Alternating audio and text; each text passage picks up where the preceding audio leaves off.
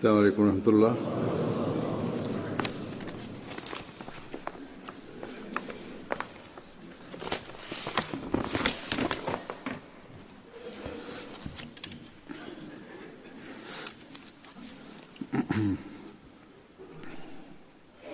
أشهد أن لا إله إلا الله وحده لا شريك له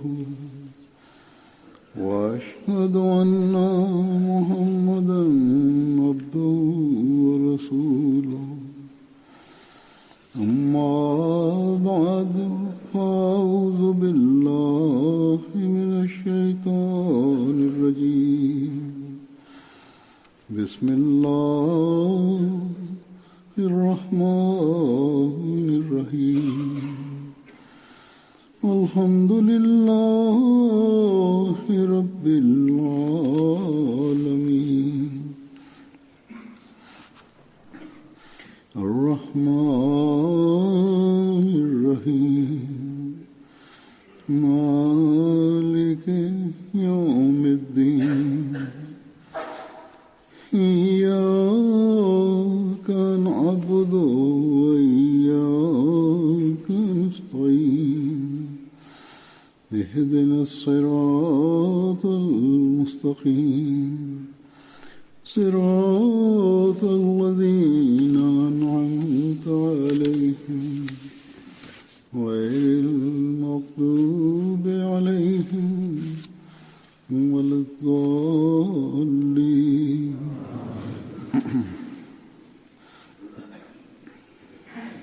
Telah wafat seorang tokoh dan juga ulama jemaat yang bernama yang terhormat Usman Chini Sahib. Innalillahi wa inna ilaihi raji'un. Allah Ta'ala telah menampilkan beliau dengan takdirnya yang khas dari daerah Cina yang jauh untuk datang ke Pakistan dan memberikan taufik kepada beliau untuk baiat menerima jemaat. Bagaimana perlakuan Allah Ta'ala kepada beliau? Allah Ta'ala membimbing dan memberikan taufik kepada beliau untuk menerima Ahmadiyah dan menuntut ilmu agama dan mewakafkan hidup. Di sini ada beberapa catatan beliau dan daya ingat. Beliau telah menjelaskan cukup rinci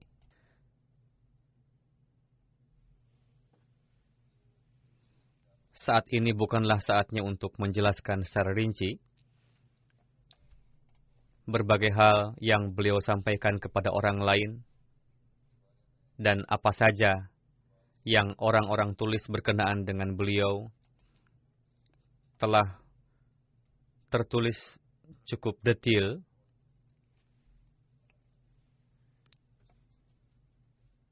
sehingga tidak mungkin saya sampaikan semuanya. Di dalamnya banyak kisah-kisah yang menggugah keimanan kita. Begitu banyaknya bahan tulisan perihal peri keadaan, kehidupan, pengkhidmatan, dan riwayat hidup beliau, sehingga dapat dijadikan sebuah buku. Saya rasa Khudamul Ahmadiyah Pakistan dapat melakukan tugas penyusunannya dengan baik.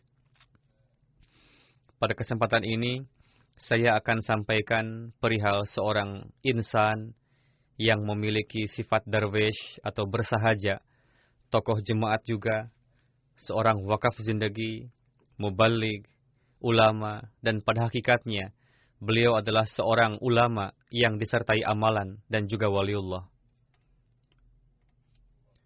Khususnya bagi para muballighin dan wakaf zindagi, dan pada umumnya bagi setiap kita, para Ahmadi, beliau merupakan teladan yang patut ditiru. Berbagai hal yang dituliskan oleh orang-orang perihal beliau, seperti yang saya katakan, akan saya sampaikan secara singkat. Beliau dikenal dengan nama Usman Chini Sahib. Nama lengkap beliau adalah Muhammad Usman Chu Chon Shishab. Pada tanggal 13 April 2018, wafat. Beliau lahir pada tanggal 13 Desember 1925 di Provinsi Anhui, Cina, dalam keluarga Muslim. Pada tahun 1946, setelah lulus SMA, beliau melanjutkan ke perguruan tinggi Noncheng selama 1 tahun, lalu melanjutkan kuliah di Universitas Noncheng Nation Center pada jurusan politik. Karena beliau tidak tertarik dengan politik, lalu beliau berpikir untuk berpindah ke jurusan hukum dan filsafat agama. Sebelumnya, beliau berkeinginan untuk menempuh pendidikan di Turki. Lalu pada tahun 49, beliau berangkat ke Pakistan. Beliau baiat ke dalam jemaat setelah terlebih dulu mengkaji secara dalam. Lalu beliau menempuh pendidikan di Jamiah Ahmadiyah. Pada bulan April 57, beliau telah lulus tes Syahadatul Ajanib di Jamiah, yakni merupakan kursus singkat mubalighin. Pada 16 Agustus 59, beliau muwakafkan diri dan beliau ditugaskan pada bulan Januari tahun 60.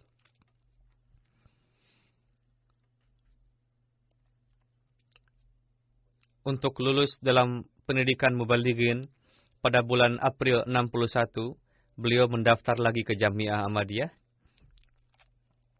Dan pada akhirnya, pada tahun 64, beliau meraih gelar syahid. Beliau mendapatkan taufik untuk berkhidmat sebagai wakaf zindagi dan mubaligh di Pakistan, di antaranya di kantor Wakalat Tasnif, Tahrik Jadid, Rabwah, begitu juga di Karachi dan Rabwah. Pada tahun 66, beliau mendapatkan taufik untuk berkhidmat di Singapura dan Malaysia, dan lebih kurang 3,5 tahun di Singapura dan beberapa bulan di Malaysia. Pada tahun 70, beliau kembali ke Pakistan dan ditugaskan sebagai mubaligh bertugas di berbagai daerah. Beliau juga mendapatkan karunia untuk menunaikan ibadah umroh dan haji. Pasca hijrah Hadrat Khalifatul Masih yang keempat ke London, didirikanlah berbagai perkantoran di London, medan pengkhidmatan dalam jemaat semakin banyak, begitu juga penerjemahan literatur-literatur jemaat semakin ditingkatkan. China Desk berdiri untuk itu, beliau ditugaskan ke London dan mendapatkan taufik untuk menerjemahkan buku-buku jemaat ke dalam bahasa Cina. Khususnya terjemah Al-Quran ke dalam bahasa Cina. Beliau juga telah menulis buku-buku jemaat yang menerangkan akidah dan ajaran jemaat. Anggota keluarga yang beliau tinggalkan diantaranya istri beliau, 1 putra dan 2 putri. Berkenaan dengan terjemah Al-Quran dalam bahasa Cina, atas petunjuk dari Hadrat Khalifatul Masih Ar-Rabi, beliau mulai menggarapnya pada tahun 84. Dan pada bulan Juni tahun yang sama, beliau dipanggil ke Inggris dari Pakistan.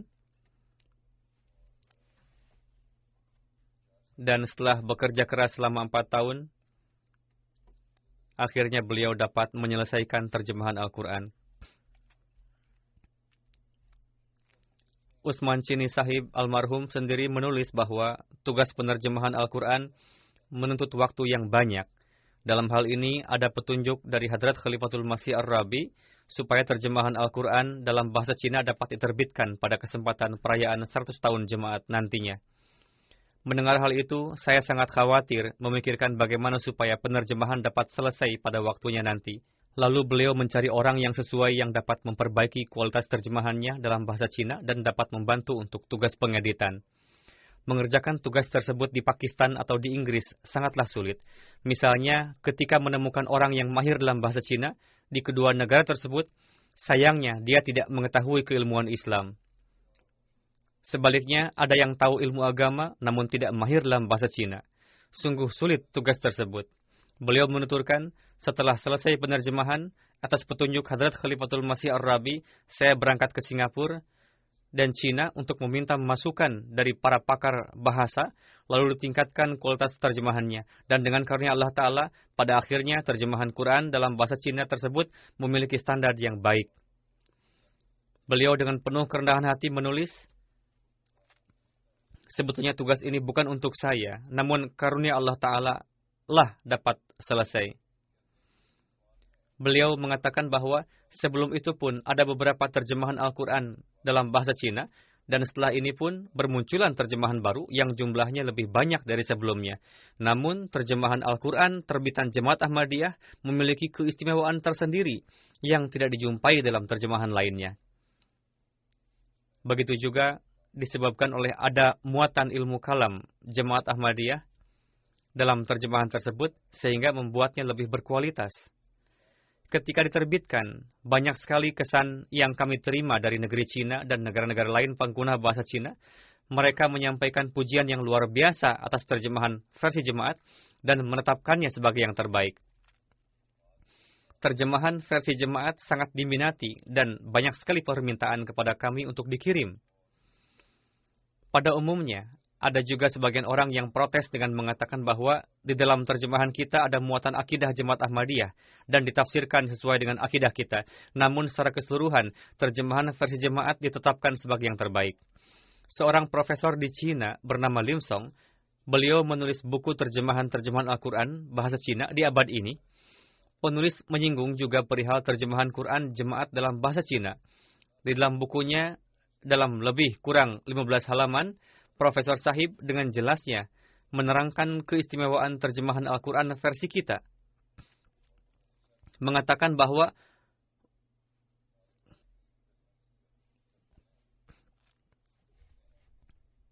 menurut beliau bahwa ulama pada umumnya ketika menerjemahkan Al-Quran, mereka tidak menerjemahkan keseluruhan kata. Alih-alih menuliskan terjemahannya, malah mencantumkan istilah bahasa Arab di dalamnya, atau memberikan penjelasan pada catatan kaki, sehingga nampaknya bagian tersebut tidak jelas bagi mereka. Sedangkan terjemahan Al-Quran Usman Sahib memiliki keistimewaan di mana beliau menerjemahkan bagian-bagian yang tidak terjangkau tadi. Yang hal-hal yang mendasari terjemahan beliau cantumkan juga referensinya.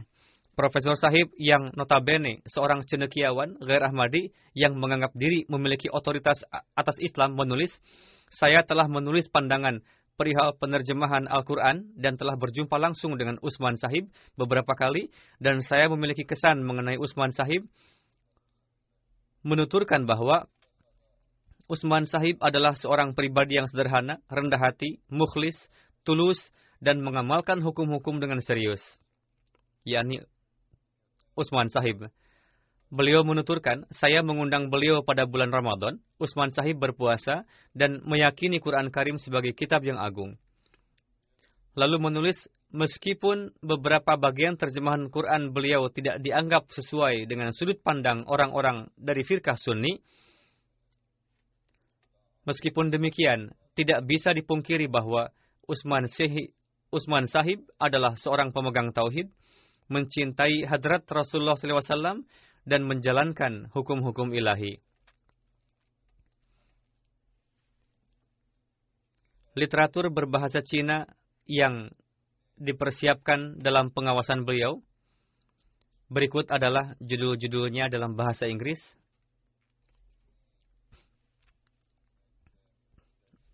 Di antaranya, My Life and Ancestry, Introduction to Morality. Di antara 60 buku karya beliau, sekitar 35 yang beliau terjemahkan atau terjemahan orang lain di bawah pengawasan beliau. Buku An Outline of Ahmadiyah Muslim Jemaat, yakni mengenai pengenalan jemaat.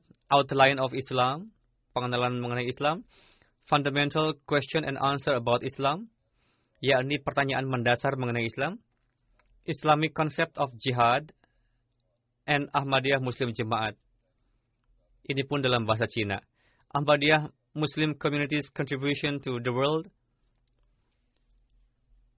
Lalu buku Apa Perlunya Islam dan Agama dalam Kehidupan Manusia. Inilah ringkasan pengkhidmatan beliau dalam bidang keilmuan. Berkenaan dengan kehidupan rumah tangga, istri beliau menulis, ketika ada tawaran perjodohan dari Usman Sahib untuk saya, karena perbedaan usia sehingga ayah saya tidak menyetujuinya. Istri Usman Sahib juga adalah seorang keturunan Cina, menuturkan saat itu usia saya 20 tahun, sedangkan usia Usman Sahib mendekati 50 tahun. Ayah saya tidak mengabarkan kepada saya perihal tawaran perjodohan ini sampai berbulan-bulan. Pada akhirnya, beliau memberitahu saya dan meletakkan suratnya di hadapan saya supaya saya sendiri yang memutuskan. Istri beliau menuturkan, saat itu saya melihat mimpi tengah berdiri dengan tangan kosong pada suatu lapangan luas yang berada di suatu negeri. Dan seketika itu saya berpikir apa yang akan terjadi dengan saya nanti. Saat itu di mimpi saya melihat seseorang berpakaian putih yang berada tidak jauh. Lalu muncul suara yang mengatakan bahwa semua keperluan kamu akan terpenuhi dengan perantaraan orang ini. Menuturkan, setelah membaca surat tersebut, saya melihat Usman Sahib dalam mimpi, berpakaian putih dan saya tengah terlentang saat itu. Ketika diperlihatkan foto Usman Sahib kepada saya, setelah itu saya baru mengetahui bahwa beliaulah orang yang saya lihat dalam mimpi, lalu saya menerima perjodohan tersebut. Kami bertunangan selama 4 tahun. Paspor saya masih dalam proses. Kondisi saat itu tidak menentu, disebabkan oleh kondisi politik di Pakistan dan perubahan kultur. Sangat sulit bagi beliau untuk datang ke Cina. Istri beliau menuturkan, Usman Sahib melihat mimpi yang mengabarkan bahwa jika Mao Zedong wafat, istri saya akan datang. Mao Zedong Sahib yang merupakan pemimpin di Cina saat itu memiliki kesehatan yang baik dan hidup yang baik. Walhasil setelah mimpi tersebut, Usman Sahib mengatakan bahwa prosesnya masih lama kalau begitu. Entahlah kapan istri saya akan datang. Lalu Usman Sahib memutuskan untuk menulis surat kepada Mao Zedong. Usman Sahib mengatakan, ketika saya berangkat untuk memposkan surat, saya mendengar kabar kewafatan Mao Zedong. Lalu istri beliau mengatakan bahwa beberapa hari pasca kewafatan Mao Zedong, saya mendapatkan paspor saya. Lalu saya pergi ke rumah ayah dengan membawa paspor dan saat itu tengah hujan lebat. Padahal sebelumnya terjadi kekeringan panjang yang sangat. Begitu derasnya hujan pada malam itu sehingga banyak sekali genangan-genangan air yang ditimbulkan olehnya. Seorang tetangga Gair Ahmadi mengatakan, jika kamu datang sejak awal, pasti kekeringan ini tidak akan terjadi. 1 minggu setelah itu, saya meninggalkan Cina tanpa membawa perlengkapan. Ada 2 setel pakaian yang diberikan oleh adik Usman Sahib untuk saya, dan beberapa kotak saus soya. Pada tanggal 12 Agustus 78, saya sampai di Karachi. Chaudhry Muhammad Mukhtar Sahib menikahkan kami di sana, dan beliau sendiri yang ditetapkan sebagai wali saya. Pada hari ketiga, kami berencana untuk pergi ke kedutaan Cina di Pakistan.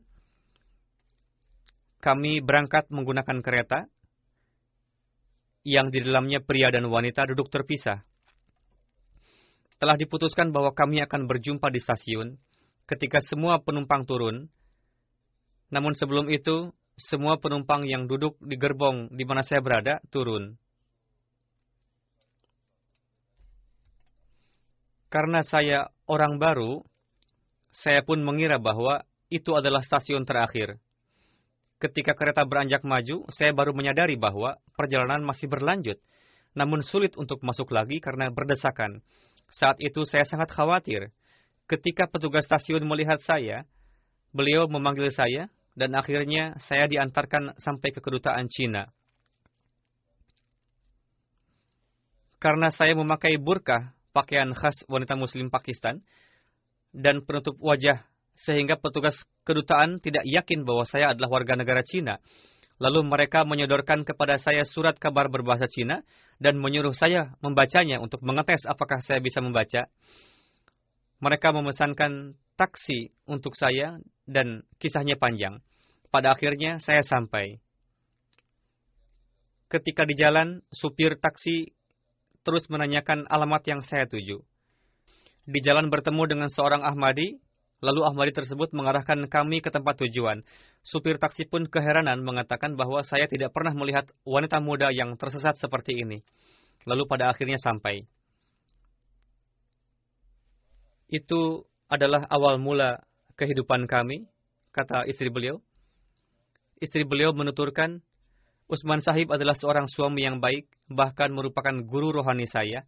Ketika sampai di Pakistan, pertama-tama yang diajarkan kepada saya adalah salat.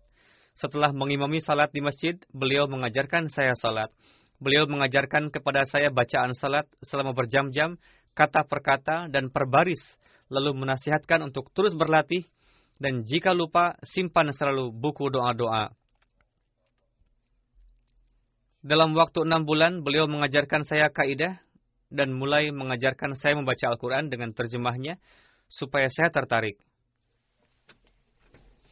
Usman Sahib sangat penyabar dan menerangkan suatu topik sampai ke kedalaman, disertai dengan contoh yang panjang lebar. Beliau selalu menjalin silaturahmi. Beliau memanggil ibunda beliau dari Cina ke Pakistan dan mengkhidmatinya dengan baik. Terkadang kondisi kami hanya dapat membeli 1 botol susu dalam 1 hari, dan itu pun beliau berikan kepada ibu beliau. Kemanapun beliau pergi, selalu mengajak ibunda beliau. Usman Chini Sahib sangat mengkhidmati ibu beliau. Beliau melewati seluruh umur beliau dengan menyibukkan diri untuk berkhidmat. Ketika kesehatan beliau baik, beliau sering bekerja sampai malam, bahkan terkadang sampai subuh. Tugas terpenting bagi beliau di rumah adalah mentarbiati anak dengan baik. Beliau tidak begitu tertarik dengan urusan duniawi yang kecil-kecil. Beliau sangat sederhana dalam hal makanan dan berpakaian.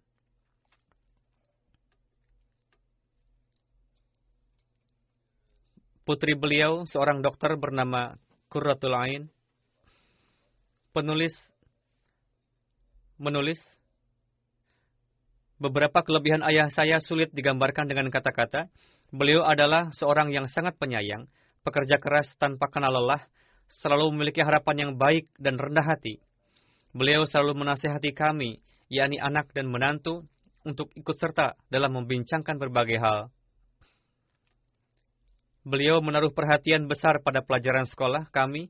Beliau berusaha mencari tahu bagaimana kesan para guru perihal putra-putrinya.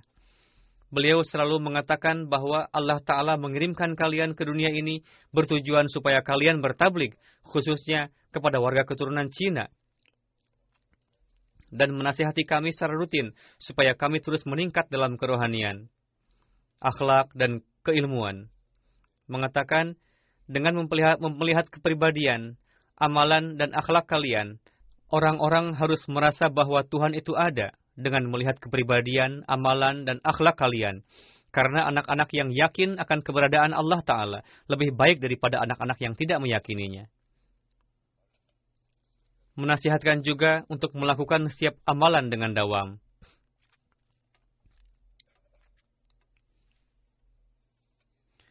Beliau tidak pernah memarahi kami ketika kami masih kecil, selalu menasihati kami dengan kasih sayang. Jikapun beliau bersikap keras kepada kami dalam hal salat, dengan mengatakan, kenapa tidak dawam salat? Beliau menasihati kami untuk membiasakannya.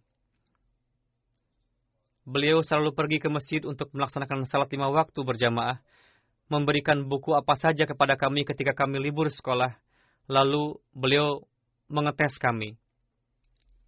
Putri beliau menuturkan,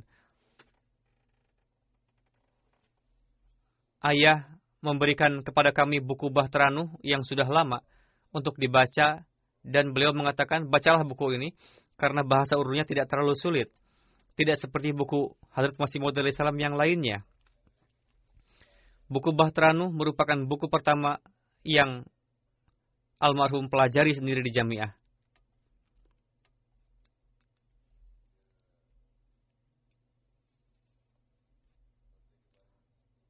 Ayah juga mengkhawatirkan pardah kami, mengatakan, jika kalian pergi kuliah, pakailah pardah. Jika kalian terpaksa harus menurunkan penutup wajah, maka kalian jangan bermake up, dan itu ketika belajar. Dan beliau menanyakan terlebih dahulu kepada Hadrat Khalifatul Masih Ar-Rabi, dan Huzur mengizinkan untuk belajar di perguruan tinggi dengan syarat harus berpardah. Jika terpaksa harus membuka penutup wajah di kelas, maka kalian jangan bermake up.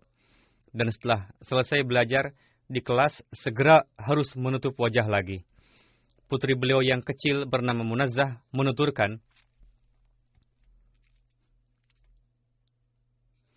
ayah selalu mengatakan bahwa kalian harus dapat meraih bulan, karena meskipun bulan tidak didapat, sekurang-kurangnya kalian akan mendapatkan bintang. Maksudnya untuk selalu menaruh cita-cita yang luhur. Selain menekankan kepada kami untuk salat 5 waktu, beliau pun menekankan untuk melaksanakan tahajud. Beliau membangunkan kami dengan cipratan air di muka untuk membangunkan salat subuh. Beliau juga menekankan untuk membaca buku-buku Hadrat Masih Maud alaihissalam dan para khalifah, dan dengan penuh kesabaran menjawab pertanyaan kami selama berjam-jam. Beliau tidak lantas bosan dengan hal-hal yang sepele. Amalan tersebut patut diteladani oleh para orang tua. Selalu mengatakan bahwa kemampuan yang Allah Ta'ala berikan kepada kalian, gunakanlah itu, jangan menyia-nyiakannya. Dan mengatakan apapun yang kalian amalkan harus didasari dengan niat untuk ibadah kepada Allah Ta'ala. Sembari memberikan contoh kemajuan rohani, beliau mengatakan bahwa layaknya seperti tangga-tangga ini, yang mana terkadang terhenti, namun terus melangkah maju untuk menuju pada ketinggian. Ayah kami juga mengajarkan kepada kami untuk sederhana, rendah hati, dan mengutamakan kepentingan orang lain dari diri sendiri. Ketika beliau berkhidmat sebagai ketua Jemaat Islamabad, suatu ketika diadakan pemanas ruangan di setiap rumah. Namun beliau memastikan kepada pengurus untuk memasang pemanas ruangan di rumah kami pada urutan terakhir setelah di rumah orang lain terpasang semua. Putra beliau bernama Daud Sahib, seorang dokter, menuliskan, ayah menceritakan kepada saya bahwa ketika belajar di jamiah, beliau mendapatkan telegram yang mengabarkan perihal kewafatan kakak dan ayah beliau. Saat itu kebetulan beliau sedang sibuk menghadapi ujian jamiah. Beliau berpikir bahwa seperti halnya ujian di jamiah, kabar duka ini pun merupakan ujian dari Allah Ta'ala. Beliau tetap mengikuti ujian pada waktunya dan tidak menyia-nyiakan waktu. Putra beliau menulis, ayah sangat gemar sekali bertablik kepada warga keturunan Cina. Ke acara manapun beliau pergi, beliau selalu memperkenalkan Ahmadiyah dan membagikan literatur jemaat. Sampai-sampai meskipun beliau sakit, menggunakan kursi roda, karena tidak dapat berjalan, beliau meminta supaya dimasukkan buku-buku tebal ke dalam kursi roda beliau, supaya dapat beliau bagikan.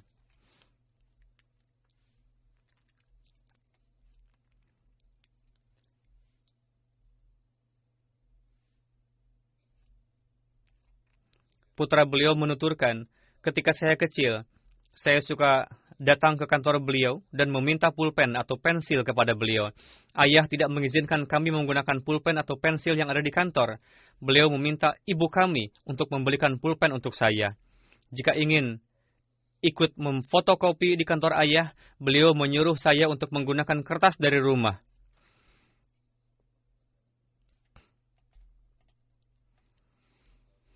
Ayah selalu menasihatkan kepada kami untuk menghafal nama-nama sifat Allah Ta'ala.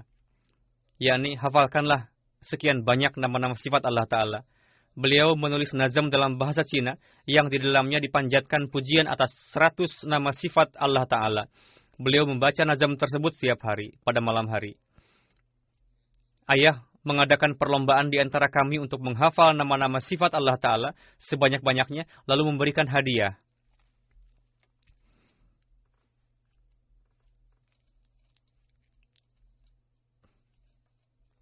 Huzur bersabda, beberapa bulan yang lalu, Usman Sahib bersama dengan keluarga datang menjumpai saya. Sebelum mulakat, Usman Sahib menitipkan tulisan yang berisi 3 poin kepada menantu beliau dan mengatakan bahwa saya tidak akan dapat berbicara nanti. Yang beliau ingin sampaikan kepada saya atau huzur diantaranya ucapan bahwa saya sudah lemah dan tidak bisa berdiri sendiri, untuk itu saya duduk di kursi roda. Mohon maaf untuk itu. Beliau sangat menghormati khilafat. Kedua, mohon doakan saya, semoga saya dapat terus bertabligh sampai akhir hayat. Yang ketiga, saya sudah tidak dapat pergi ke kantor lagi. Saya mohon izin dari huzur untuk dapat bekerja di rumah saya. Meskipun kondisi seperti itu, beliau tetap mencari apa yang bisa dilakukan, tidak lantas berpikir untuk diam menganggur di rumah.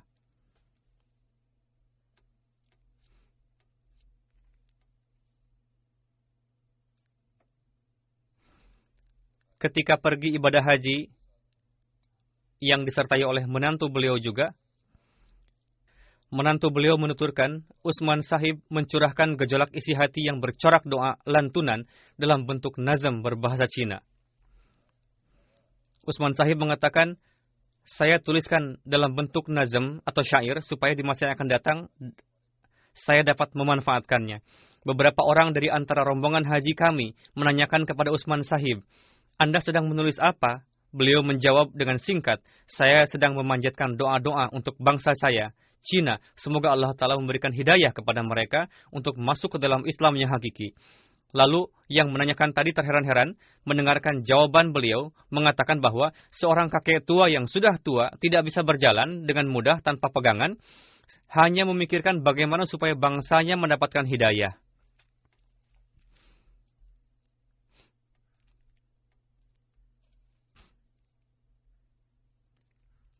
Utsman Sahib menulis perihal keadaan beliau, menuturkan, di Cina, beberapa ajaran Buddhisme, Konfusisme, dan Taoisme sudah bercampur satu sama lain, dan banyak sekali penduduk Cina yang mengamalkan ketiga ajaran agama tersebut dalam satu waktu. Namun pada zaman ini, mereka menyatukan ajaran yang beragam tersebut dan mendirikan satu agama sendiri, yang mana dalam agama tersebut ditekankan khusus pada kondisi akhlaki manusia. Utsman Sahib menulis, ketika interview saya disiarkan pada 3 surat kabar berbahasa Cina, ada satu komunitas keagamaan Daism Dasta di Malaysia, yang merupakan agama baru, menyampaikan keinginannya kepada saya supaya saya menulis sebuah makalah bertemakan ajaran akhlaki Islam untuk diterbitkan dalam sebuah surat kabar antara ajaran-ajaran akhlaki Islam dengan ajaran agama-agama lainnya. Untuk itu, saya menulis sebuah makalah. Sebagai jawabannya, mereka menulis jawaban kepada Utsman Sahib, mengatakan, Anda telah memberikan satu makalah yang luar biasa berkenaan dengan Islam kepada kami. Kami sangat berterima kasih. Anda telah menjelaskan Islam dalam corak ketidakberpihakan. Sudut pandang Anda sangatlah halus, dan dalam dirinya dapat diketahui bahwa Anda telah menuntut ilmu agama dengan sangat baik. Sampai saat ini, penduduk Cina belum mengenal Islam. Penyebabnya adalah belum dilakukan tabligh dalam bahasa Cina. Saat ini, Anda datang ke Singapura untuk menyebarkan Islam. Ketika beliau di Singapura, sudah barang tentu Islam menyebar di kalangan bangsa Cina dan mereka mengambil keberkatan darinya.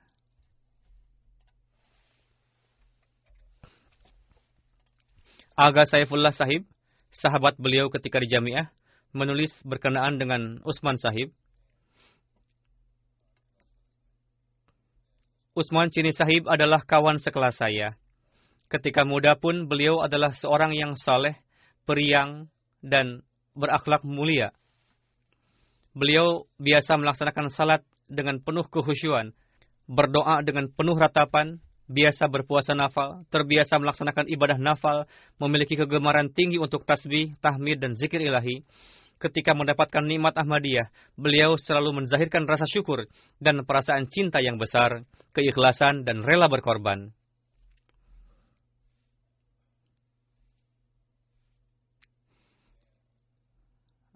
Adalah fakta bahwa ketika masa belajar di Jamiah, terkadang air mata beliau mengalir ketika merasakan keharuan yang sangat dan tafakur. Berkenaan dengan ibu dan saudara-saudarinya, disebabkan oleh peraturan pemerintah di sana saat itu, terkadang mencurahkan kesedihannya, dan dengan penuh ratapan tangisan dan rasa perih, beliau memanjatkan doa untuk meraih maksudnya kepada pencipta sejati. Meskipun saya sudah tua, namun saya merasa iri jika teringat pemandangan ini. Aga Sahib menuturkan, merupakan hakikat bahwa pada masa penuh cobaan tersebut, apapun yang diminta oleh sang hamba Allah tersebut, Allah Ta'ala menganugerahkan pengabulan disebabkan oleh keikhlasan dan doa-doa beliau, dan Allah Ta'ala menganugerahkan segala sesuatu sebagai buah keberkatan jemaat dan memberikan banyak sekali rahmatnya, bahkan orang lain pun mendapatkan limpahan keberkatan dari buah pengabulan doa beliau. Aga Sahib menuturkan, pada masa belajar di jamiah, dengan karunia Allah Ta'ala, saya pun mendapatkan taufik untuk duduk bersama dengan Hadrat Maulwi Ghulam Rasul Rajiki Sahib, Hadrat Maulwi Abdul Latif Sahib Bahawal Puri, Sahib Zada Sayyid Abdul Hasan Sahib, dan wujud-wujud suci lainnya. Memohon doa kepada beliau dan menjadi saksi tanda pengabulan doa mereka. Dalam hal ini, saya dapat memberikan kesaksian dengan penuh kehati-hatian, disertai kesaksian dan pengetahuan saya bahwa dalam perkara ibadah, rintihan dan ratapan ketika memanjatkan doa-doa dan dari sisi pengabulan doa, pada wujud yang terhormat Usman Chini Sahib terdapat bayangan para wujud suci tersebut. Lebih lanjut menuturkan,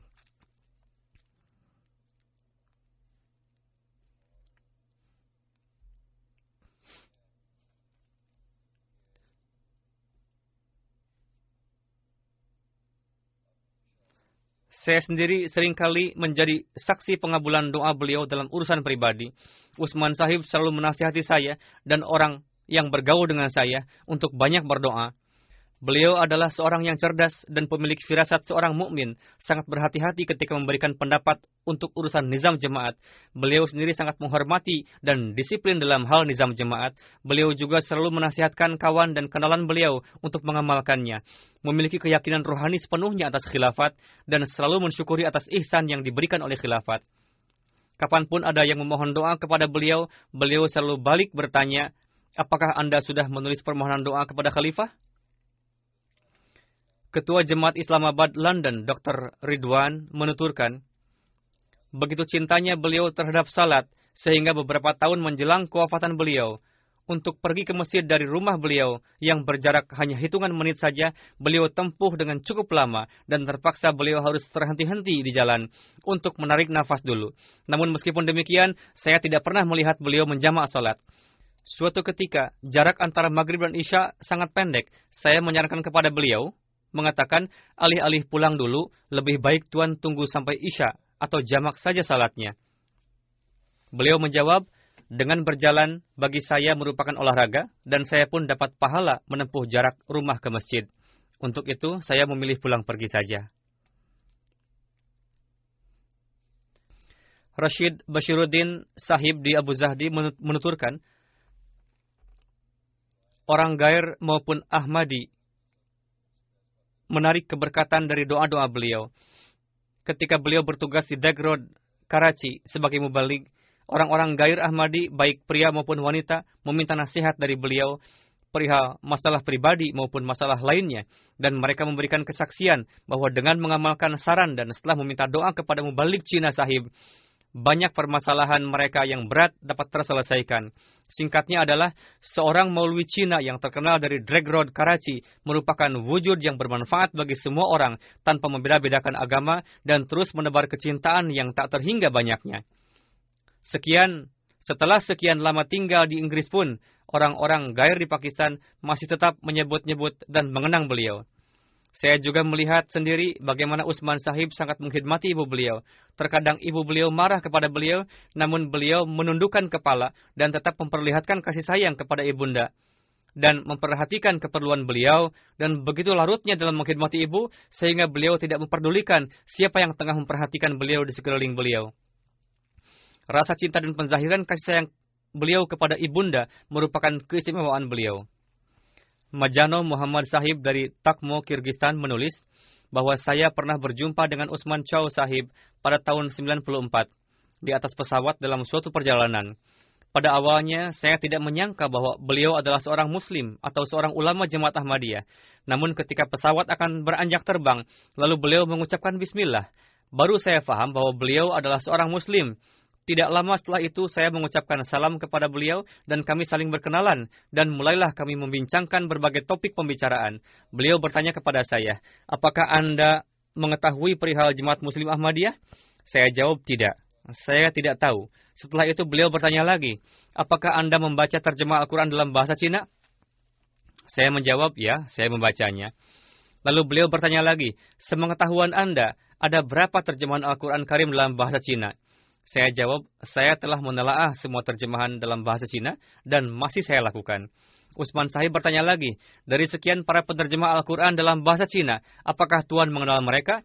Saya katakan bahwa saya mengetahui semuanya. Beliau katakan, di antara para penerjemah itu, salah satu namanya adalah Usman Chow. Apakah Anda mengenalnya? Saya katakan, ya, saya kenal beliau. Namun saya belum pernah membaca terjemahan beliau, dan belum pernah juga berjumpa dengan beliau. Beliau bertanya lagi, bagaimana Anda mengenal Usman Chow? Yang saya tahu, beliau seorang ulama, dan telah menerjemahkan Quran Karim dalam bahasa Cina. Namun saya belum pernah berjumpa dengan beliau. Lalu beliau mengatakan, sayalah Usman Chow. Saya pun merasa tidak yakin bahwa saya tengah berjumpa dengan Usman Chow Sahib. Lalu beliau memberikan nomor kontak kepada saya, dan saya pun memberikan alamat tempat tinggal saya sementara.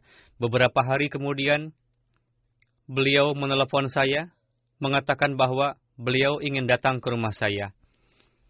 Saya tidak dapat bayangkan, wujud seorang ulama besar berkenan datang ke rumah saya untuk menemui saya. Saya menyambut beliau di rumah. Beliau beserta 2 orang Pakistani. Kami berbincang untuk 10 menit. Lalu Usman Sahib mengundang saya ke suatu restoran.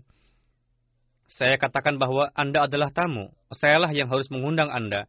Namun beliau menjawab bahwa Anda adalah mahasiswa dan saya lebih tua dari Anda dan sebagai pengganti orang tua Anda. Untuk itu, sayalah yang harus menolong Anda.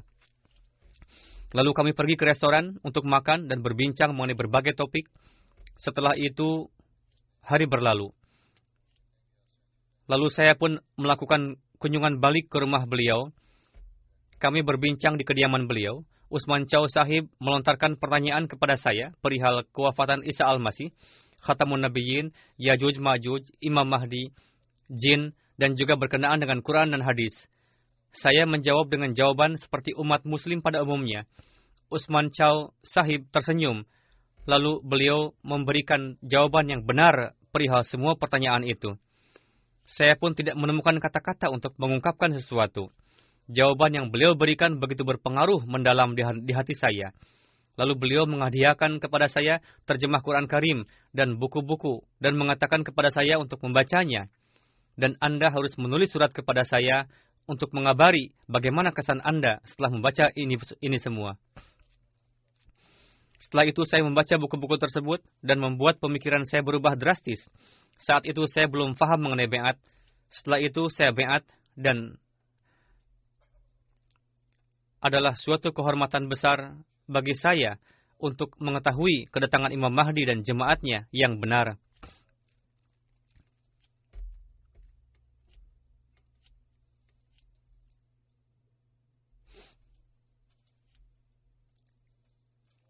Berkenaan dengan pengabulan doa-doa Usman Chow, orang-orang menulis kejadian yang dialami.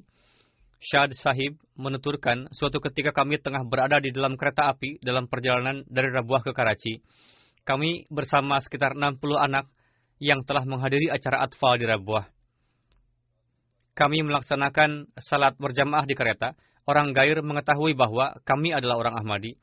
Melihat hal itu, seorang maulwi mulai berceramah di gerbong-gerbong memprovokasi para penumpang untuk menentang kita. Kami sangat khawatir. Saat itu Usman Chini Sahib tengah bersama kami di dalam kereta. Kami ditugaskan untuk pengamanan. Usman Sahib juga mengatakan supaya beliau pun diberi tugas. Saya katakan kepada beliau untuk duduk di bangku dan berdoa. Saat itu, si Maulwi berencana untuk melakukan penganiayaan kepada kami sesampainya di Multan. Namun, katanya Multan telah terlewat. Tidak lama kemudian mereka tidak berisik lagi. Ketika kami lihat ternyata si Maulwi tengah tertidur. Tadinya dia akan turun di Multan, namun ketiduran sehingga Multan terlewat dan akhirnya dia turun di stasiun berikutnya. Dengan begitu, jiwa kami selamat.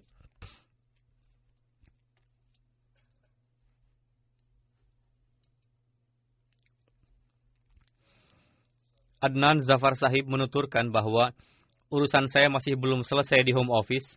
Berkali-kali saya meminta paspor saya, namun mereka menjawab bahwa dalam jejak rekam Anda tidak ada jejak rekam UK.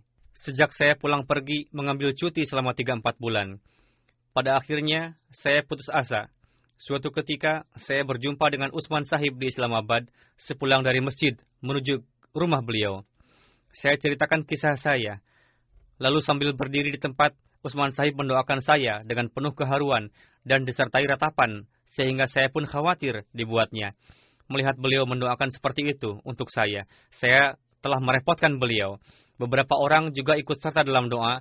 Pada hari berikutnya, pengacara saya menelepon home office, namun tidak ada yang mengangkat teleponnya. Telepon berdering cukup lama.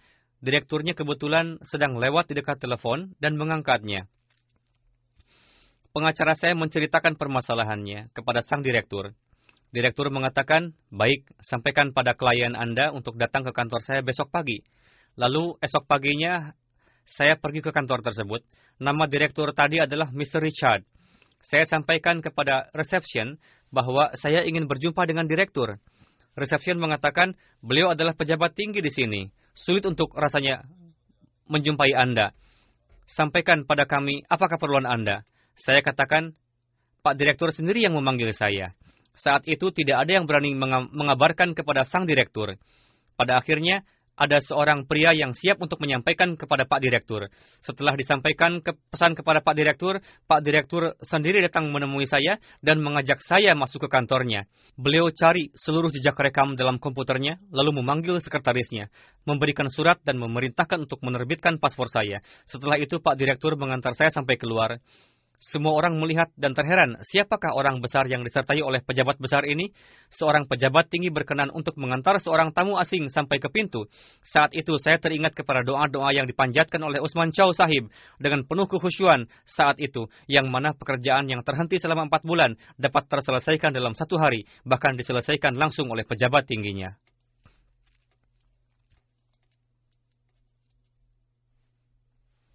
Banyak sekali kisah-kisah, namun seperti yang saya katakan, tidak mungkin untuk disampaikan semuanya, karena begitu banyak. Untuk itu akan saya sampaikan penuturan dari beberapa kerabat dekat beliau. Sayyid Hussein Ahmad Sahib, seorang mubaligh, menulis bahwa waktu itu ada acara rutin mingguan. Para mubaligh tidak memiliki kendaraan. Kami biasa menggunakan bis ke acara tersebut. Rapat diadakan sampai larut malam. Ketika pulang, kami kadang menumpang kepada pengurus yang membawa kendaraan, dan kami biasanya menunggu untuk mendapatkan tumpangan. Namun Usman Sahib tidak pernah menunggu tumpangan mobil. Beliau biasa berjalan kaki atau naik bis, atau ada angkutan lain yang beliau tumpangi. Dan rumah misi di mana beliau tinggal tidaklah besar.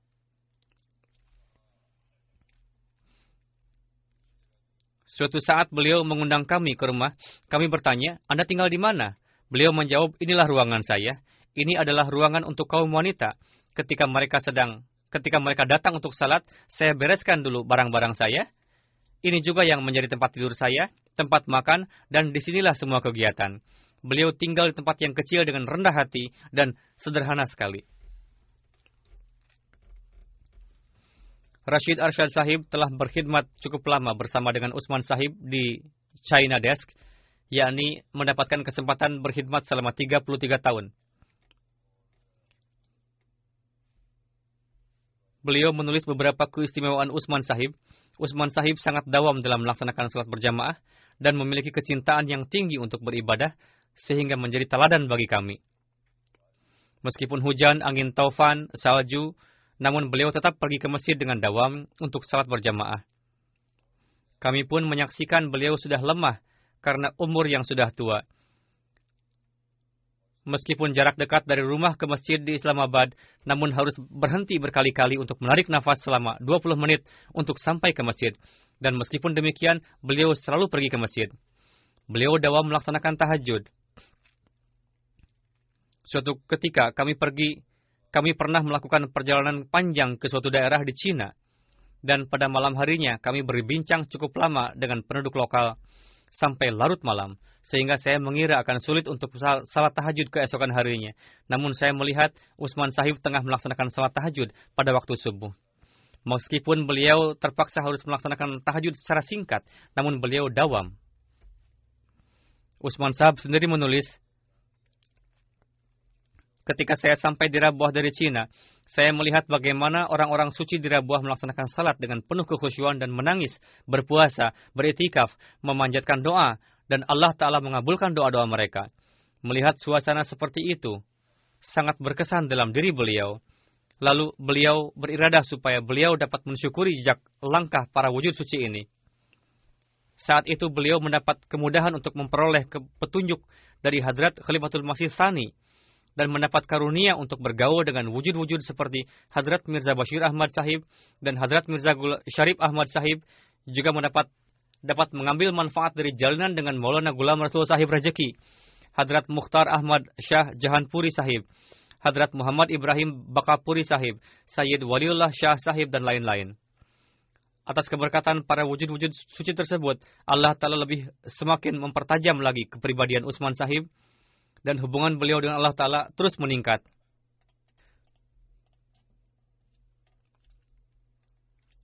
Beliau juga sangat gigih dalam bertabligh. Pada umumnya beliau pendiam dan tidak banyak bicara, namun ketika mulai bertabligh, timbul semangat dan gejolak yang tinggi dalam diri beliau, sehingga beliau mampu berbicara berjam-jam. Terkadang beliau bertabligh melalui telepon, sehingga tidak terasa waktu berlalu.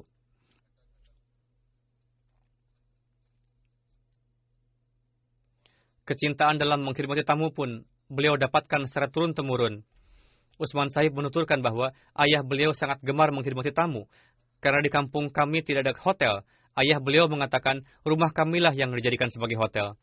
Istri beliau juga membantu sepenuhnya dalam menghormati tamu.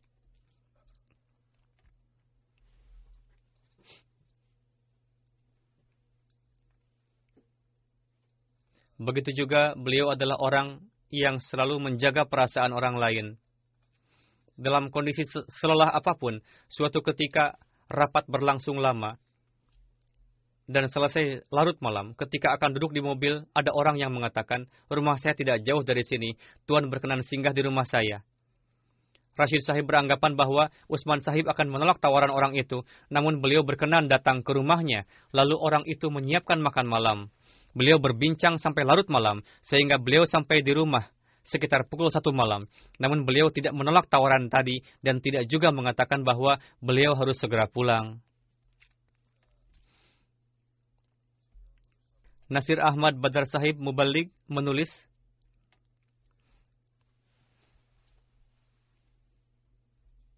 ketika saya mendapatkan perintah untuk mempelajari bahasa Cina, saya menghubungi Usman Sahib. Saya mendapatkan taufik untuk bertabligh di banyak sekali di daerah Cina. Saya mendapatkan banyak manfaat dari nasihat dan saran-saran dari Usman Sahib. Beliau selalu membimbing saya melalui korespondensi. Saya mendapatkan kesempatan untuk menyampaikan pesan Hadrat Masih Maud alaihi salam kepada ribuan warga Cina secara lisan maupun dalam bentuk buku-buku. Lebih kurang di setiap tempat, orang-orang di sana mengenang kebaikan Usman Chini Sahib. Usman Sahib dianggap sebagai cendekiawan besar di Cina. Literatur berbahasa Cina yang diwariskan oleh Usman Sahib sebagai kenangan tidak akan pernah membiarkan beliau wafat. Puluhan buku-buku dan terjemahan berbahasa Cina sebagai buah pena beliau merupakan sebuah samudra yang beliau serap dari ruhani khazain Hadrat Masih Maud alaihi salam, kemudian diterjemahkan dan disebarkan kepada orang-orang. Bahasa Cina beliau yang fasih dan baligh pun menciptakan suatu daya tarik yang khas di dalamnya. Saya dapat memperkirakan hal tersebut ketika berkunjung ke sebuah madrasah muslim. Ketika saya datang ke sana untuk pertama kali, mereka tidak memperlihatkan reaksi yang khas kepada saya. Daerah tersebut merupakan kawasan muslim. Namun ketika berkunjung ke daerah tersebut untuk kedua kalinya, segenap Cina muslim dan para imamnya memperlakukan saya dengan penuh hormat dan kasih sayang. Saya bertanya kepada mereka, waktu saya datang pertama kali kepada Anda, Anda tidak memperlihatkan perlakuan yang baik seperti sekarang ini? Ada yang menjawab di antara mereka mengatakan, buku-buku yang Anda hadiahkan waktu itu kepada Maulwi Sahib, khususnya tulisan-tulisan Hadrat Masih Maud Salam yang pilihan dalam bahasa Cina, telah disampaikan dalam khutbah. Mendengarkan hal itu, timbul satu suasana haru dalam diri kami. Kami belum pernah mendengarkan tulisan yang luar biasa seperti ini dalam kehidupan kami. Untuk itu kami berharap Anda dapat memberikan lagi buku seperti ini kepada kami. Saya juga mendapatkan kesempatan untuk berkunjung ke daerah leluhur Usman Sahib dan berjumpa dengan kerabat-kerabat beliau. Kesemuanya mengenang Usman Sahib dengan penuh hormat. Siapapun yang datang, dia menyebutkan ikatan persaudaraan dengan Usman Sahib, lalu memperlihatkan kebahagiaan. Selama sekian hari saya tinggal di sana, yang paling membuat mereka memberikan penghormatan yang luar biasa kepada saya adalah semata-mata saya mengenal Usman Sahib dan sebagai wakil dari jemaat. Ada apa dengan terjemahan Al-Quran dalam bahasa Cina karya Usman Sahib, sehingga membuatnya begitu jelas dan mudah difahami oleh siapapun yang di dalamnya nampak standar tinggi dalam hal kefasihan dan balaghah bahasa Cina. Untuk itu, meskipun ada terjemahan Al-Quran lainnya dalam bahasa Cina, namun terjemahan Usman Sahib sangat diterima dan diakui. Hal tersebut dapat diperkirakan dari para ulama Cina, yang mana meskipun mereka menentang akidah Jemaat Ahmadiyah, namun mereka memandang terjemahan tersebut dengan penuh hormat dan memiliki keinginan yang kuat untuk memahami Al-Quran. Ketika melakukan kunjungan ke daerah tersebut, ketika seorang tokoh imam melihat terjemahan tersebut di tangan saya, mata beliau langsung berbinar. Imam tersebut pernah menyimpan terjemahan tersebut dan setelah melihatnya, beliau sangat senang dibuatnya dan berkali-kali mengatakan bahwa beliau sudah sejak lama mencari terjemahan Al-Quran ini. Apakah Tuan dapat menghadiahkan Quran ini kepada saya? Saya katakan, saat ini saya hanya memiliki satu saja. Saya minta alamat Anda untuk saya mintakan kepada Usman Sahib untuk mengirimkannya kepada Tuan. Setelah beberapa saat berpikir, beliau mengatakan, mohon Tuan pinjamkan kepada saya Quran ini sebentar. Saya akan memfotokopinya. Mendengar beliau akan mengkopi terjemah Quran yang berjumlah 1450 halaman ini dan melihat bagaimana hasrat beliau yang dalam, pada akhirnya saya berikan Quran tersebut kepada beliau. Begitu bahagianya beliau dan berkali-kali mengucapkan terima kasih layaknya mendapatkan khazanah yang tak ternilai. Tidak diragukan lagi, ini merupakan khazanah. Beliau tidak tahan lagi untuk meluapkan kebahagiaan tersebut. Begitu juga jalanan kontak Usman Sahib yang banyak sekali. Para mubalighin yang pernah tinggal di Cina, mereka pun menulis hal yang senada. Kata mereka, kemanapun kami pergi di Cina, banyak sekali orang-orang yang mengenang kebaikan Usman Sahib. Zafrullah Sahib pernah tinggal di Cina. Saat ini beliau berada di Pakistan. Beliau menuturkan ketika Usman Sahib pergi ke Pakistan pada tahun 2004, ketika melakukan perjalanan dari Islamabad ke Rabwah, beliau mengajak saya ke daerah Khalkhahar untuk memperlihatkan tempat di mana beliau biasa berhalwat menyendiri pada saat menuntut ilmu di jamiah. Beliau juga pernah menceritakan satu kisah pengabulan doa beliau, bagaimana beliau berkunjung ke sebuah rumah yang penghuninya menceritakan bahwa meskipun telah menikah 10 tahun, masih belum diberikan anak. Ketika berhalwat, Usman Sahib memanjatkan doa supaya yang bersangkutan dianugerahi anak. Setelah berdoa, beliau melihat mimpi di halaman rumah beliau, tengah tidur Chaudhry Zafrullah Khan Sahib di atas carpai. Beliau menceritakan mimpi tersebut kepada yang bersangkutan bahwa Allah Ta'ala memberikan kabar suka, yakni Allah Ta'ala akan memberikan anak laki-laki kepada Anda. Sebagaimana setelah berlalu sekian masa, Allah Ta'ala menganugerahkan anak laki-laki kepada orang tersebut. Saya pun ingat ketika beliau melakukan halwat di Khalkhahar pada zaman Hadrat Khalifatul Masih Tsani, kami masih kecil. Saya pernah pergi ke tempat tersebut, yakni suatu ruangan yang di dalamnya terdapat ruangan bawah yang kecil dan beliau tengah duduk berdoa di dalamnya. Di tangan beliau terdapat Al-Quran. Lalu kami, yakni anak-anak dan orang-orang dewasa, meminta doa kepada beliau dan beliau menjawab dengan tersenyum dan memperlihatkan kasih sayang. Dr. Nuri Sahib juga menulis bahwa beliau pernah dicek kesehatan. Pada tahun 2004, yakni 14 atau 15 tahun yang lalu, beliau mendapatkan diagnosa dan ternyata beliau memiliki penyakit jantung dan tidak dapat disembuhkan. Usman Sahib menuturkan, Saya sangat khawatir karena selain doa dan beberapa obat biasa, tidak ada cara lain lagi. Dan orang yang memiliki keluhan seperti ini, biasanya kesempatan untuk hidup sangat sedikit. Tidak dapat bertahan lebih dari beberapa tahun. Namun dengan karunia Allah Ta'ala, saya heran meskipun memiliki penyakit, namun ketika berjumpa, meskipun tanda-tanda kelemahan nampak, namun beliau tidak pernah membiarkan penyakitnya menjadi penghalang dalam melakukan kewajiban dan selalu bekerja. Belum pernah terjadi disebabkan oleh penyakit, lantas beliau tidak bekerja atau dalam ibadah juga. Bahkan ada yang menulis kepada saya, menyatakan bahwa suatu ketika turun salju yang tebal, sehingga saya mengira pada hari itu orang-orang tidak akan ada yang datang karena berjalan sulit di atas salju tebal, atau sekurang-kurangnya pergi untuk membuka masjid.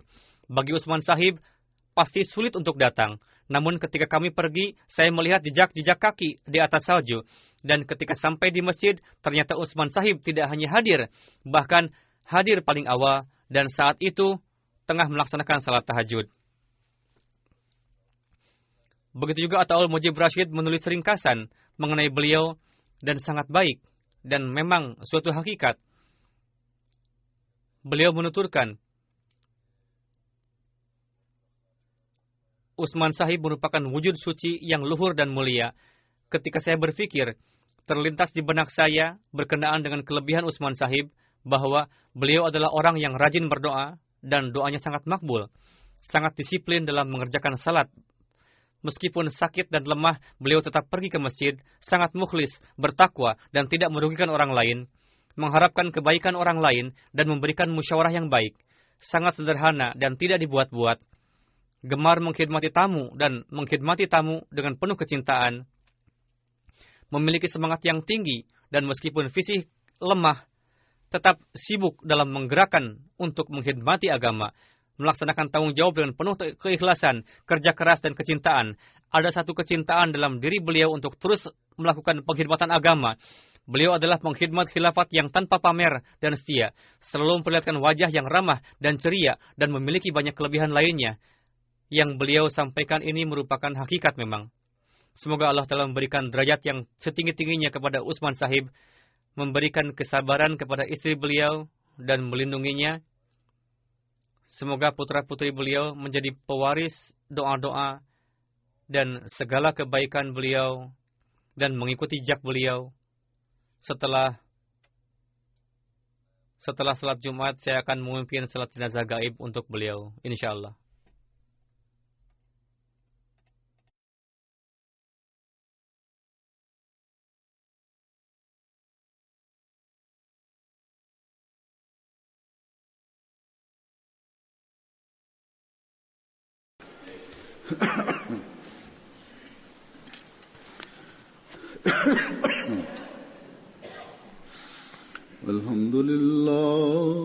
Alhamdulillah, nahmaduhu wa nasta'inuhu wa nastaghfiruhu wa nu'minu bihi wa natawakkalu alayhi wa na'udzu billahi min shururi anfusina wa min sayyiati a'malina.